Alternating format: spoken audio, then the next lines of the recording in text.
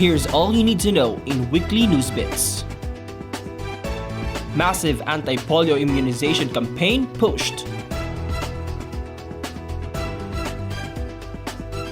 Davao City bans pork from ASF-affected areas.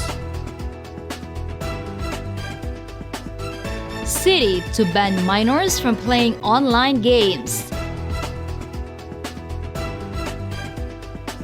And Santa Ana High School employs high-tech monitoring.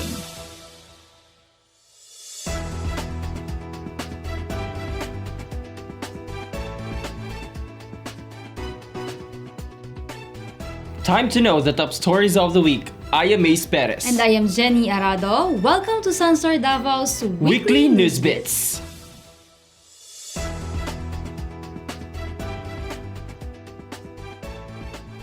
Following the resurgence of polio virus in the Philippines, a massive anti-polio immunization campaign will be rolled out by the City Health Office. Ralph Yemit reports.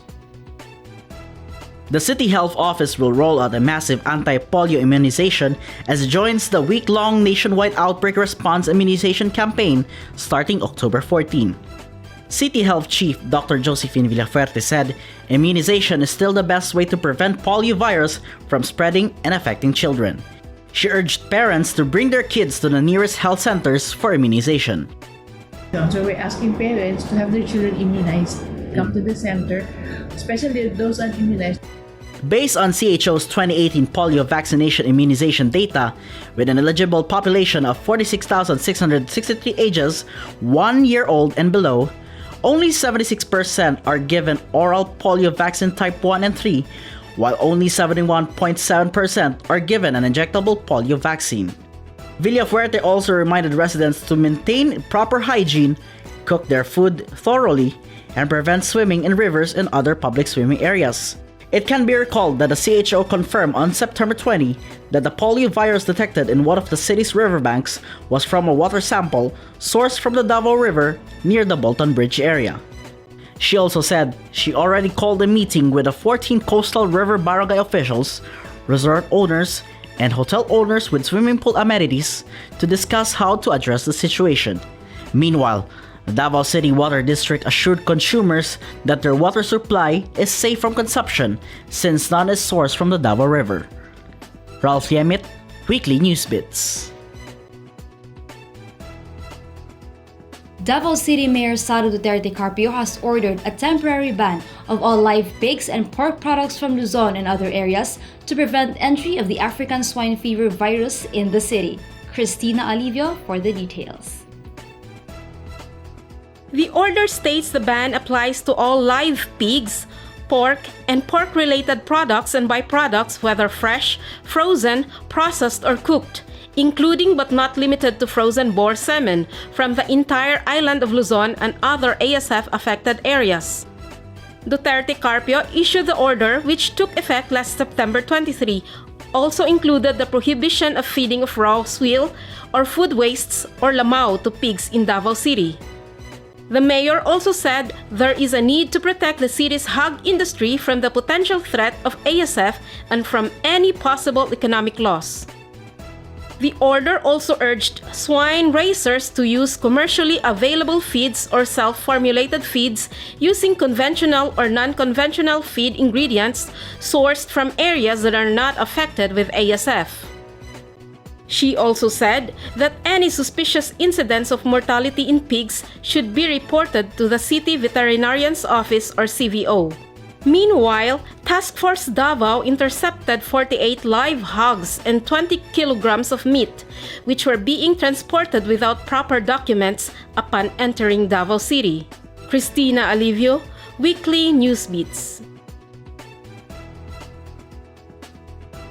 Davao City Council amended on Tuesday the city's Children Welfare Code by prohibiting minors from playing online games inside internet cafe, pisonet, and gaming arcades during weekdays. For the details, here's Ralph Yemit.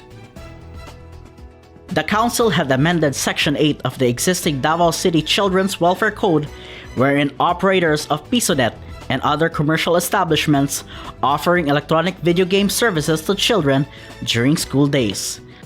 Councilor Richlyn Hostol Committee Head on Women, Children, and Families Relations said the mushrooming existence and accessibility of piso nets in some parts of the city, including private subdivisions, had led for her committee to include it in the regulation. The Internet Cafe Association of Davao, or ICAD, admitted they struggle in monitoring internet cafes in the city due to the lack of regulatory manpower.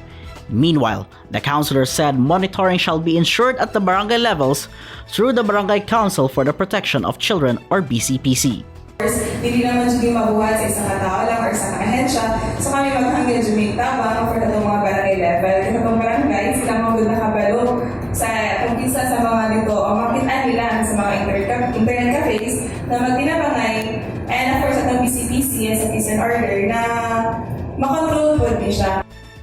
She also clarified that minors are still allowed to enter the internet cafe until 9 p.m., provided that they will only be using it for research and other academic purposes. From 9 p.m. to 6 a.m., minors will not be allowed to enter the internet cafes. The amended ordinance will now be filed to the City Legal Office for review and signatory for implementation. Ralph Liemit, Weekly Newsbits. Parents and guardians of the students studying at Santa Ana National High School will now be able to monitor their children remotely as the school recently installed a new digital monitoring device. Cristina Alivio is back for the details. The Santa Ana National High School is the first public school in Davao Region to employ the digital monitoring system that informs guardians through text messages if their children have entered or exited the school premises. SANHS Grade 10 Campus Head, Arniel Real, said the system will monitor more than 9,000 students wherein they will be swiping their identification cards or IDs while entering and leaving the campus premises. After swiping their IDs, a notification will appear on the monitor and at the same time a text message will be sent to the parents and guardians. Mas ma-monitor na mo, mas ma-monitor po sa ginikanan, no? Kay kami po, sa among kabahin, kung di mo sulod ang bata, gatuog yun, may nga, kabalo ang ginikanan, no? Pero karon sa ID system, nga kung mugawas ang bata sa balay, nga dili siya mo swipe, so sa ato pa, mag-goal yun ang ginikanan, nga nung wala man nag-text sa iya ang eskwelahan, nga nisulod ang bata. So ang mismong ginikanan, makamonitor sa iyang anak. The school purchased the machine and the maintenance of its operation is charged to each student for 200 pesos, 150 for the ID, and 50 for the system. The 200 peso fee is a one-time payment for the students until they graduate or leave the school. Prior to its implementation, Real said the parents were made aware of the proposed ID system during a symposium, which received favorable feedback, adding that the students were very excited for it. Cristina Alivio, Weekly Newsbits. And those are some of the top stories of the week. We will be back after this short break. Stay tuned.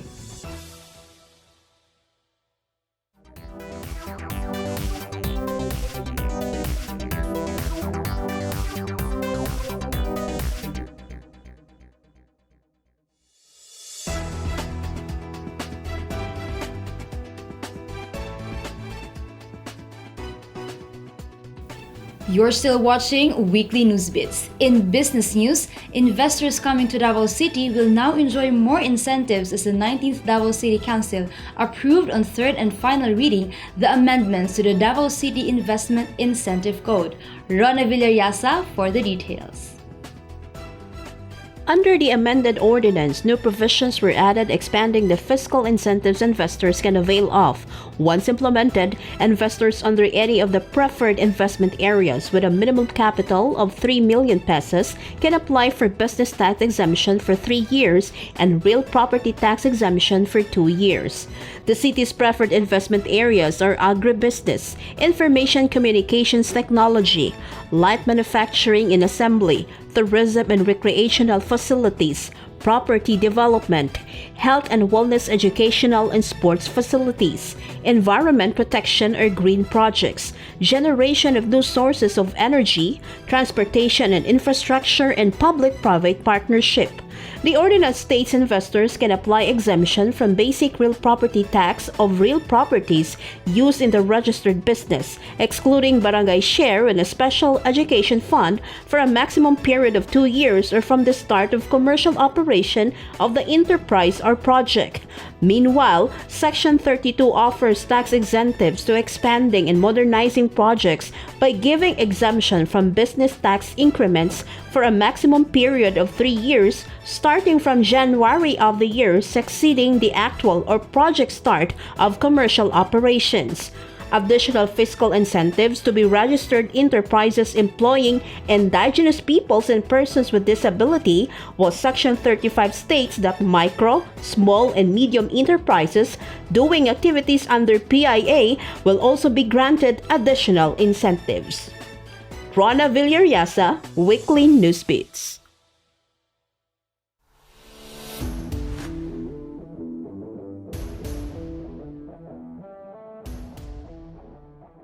In sports, former Davao City standout Sunny Wagdos shocked a top seed national team mainstay in a recent qualifying race to earn his spot in the 30th SEA Games 2019 bound national athletics team.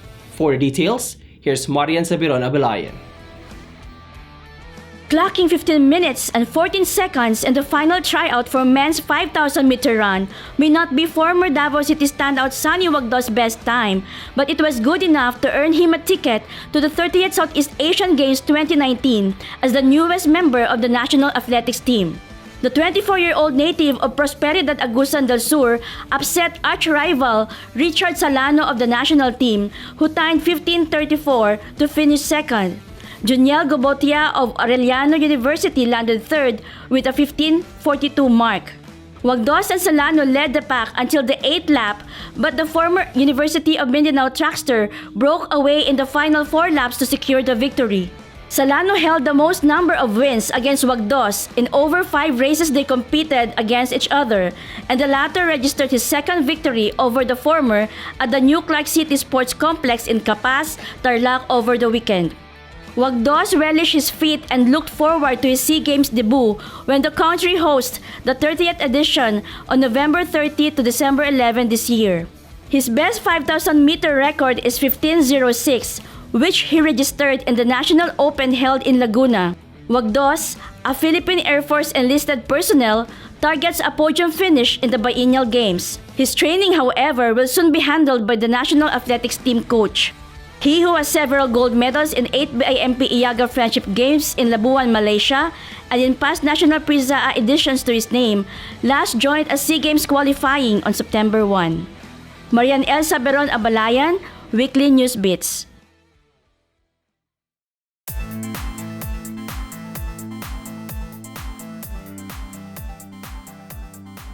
Dabaoeña singer-songwriter Emery Gelayo's Ikaw at Linggo was picked as one of this year's Himig Handog's official entries. Rona Villariasa is back for this story.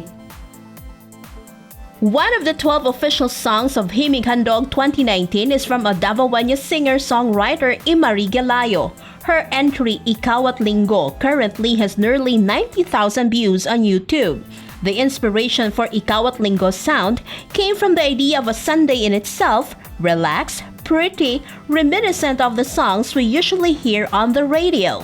Aside from her Himig Handog entry, Emery has also other original compositions, Lunatic, Maria Clara, and her Pilpop 2018 semi-finalist entry entitled Away Way Buwagay. The grand finals will happen live on ASAP Natin To on October 13. The grand winner will take home 1 million pesos, while the second, third, fourth, and fifth placers will get 500,000 pesos, 200,000 pesos, 150,000 pesos, and 100,000 cash prizes respectively. To support Emery, you can vote her entry on Twitter, YouTube, and Mix. Rona Villariasa, Weekly Newsbeats. Let's take another look at this week's top stories. Massive anti-polio immunization campaign pushed. Davao City bans pork from ASF-affected areas. City to ban minors from playing online games.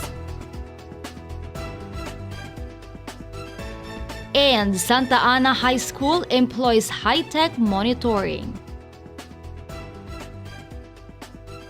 To check more stories, visit our website www.sunstar.com.ph/Davao. Subscribe on our YouTube channel and follow us on our social media accounts on Facebook, Instagram, and Twitter. You can also grab a copy of Sunstar Davao at Davao Central Convenience Stores, 7-Eleven stores, and nearest news outlets. That's all you need to know for this week.